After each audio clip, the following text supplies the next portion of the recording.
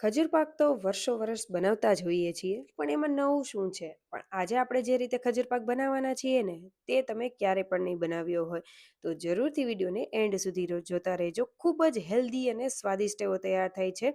તો સૌથી પહેલાં એક પેન લઈ લેશું, તેમાં કાજુ, બદામ, પિસ્તા, અખરોટ લઈ લેશું. તમારે જેટલી ક્વોન્ટિટીમાં લેવા હોય એટલા લઈ શકો છો. તેને થોડા એવા રોસ્ટ કરી લેશું અને એ જ પેનમાં આપણે સફેદ તલ, કાળા તલ, પમ્પકિન સીડ, સનફ્લાવર સીડ્સ અને મગજતરીના બી લીધેલા છે. તેને આપણે એડ કરીને તેને પણ રોસ્ટ કરી લેશું.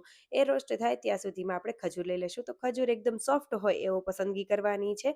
તો એક પેનમાં ઘી એડ કરીશું અને તેમાં મેં આ 500 ગ્રામ ઉપર ખજૂર એડ કરેલો છે. હવે તે સરસ એવો આ રીતનો મેશ થઈ જાય એ રીતે કરી લેશું.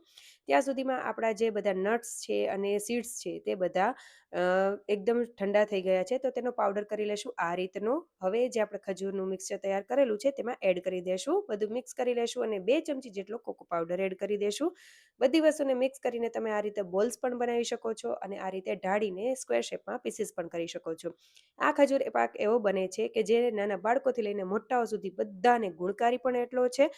અને ઘણી વખત કેવું થતું હોય કે નાના બાળકો જે છે તે ડ્રાય ફ્રૂટ કે સીડ્સ એવું નથી ખાતા હોતા અને જો મોટા પીસીસ આવે ને તો કાઢી પણ નાખે છે. પણ આ રીતે બનાવેલો ખજૂર પાકમાંથી તે કાઢી પણ નહીં શકે અને આરામથી ખાઈ પણ લેશે અને હેલ્થ બેનિફિટ પણ મળશે.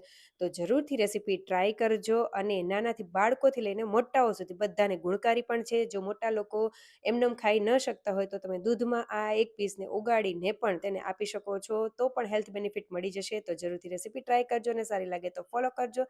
સબસ્ક્રાઇબ કરવાનું ભૂલતા નહીં. કમેન્ટ જરૂરથી કરી દેજો. Thank you for watching.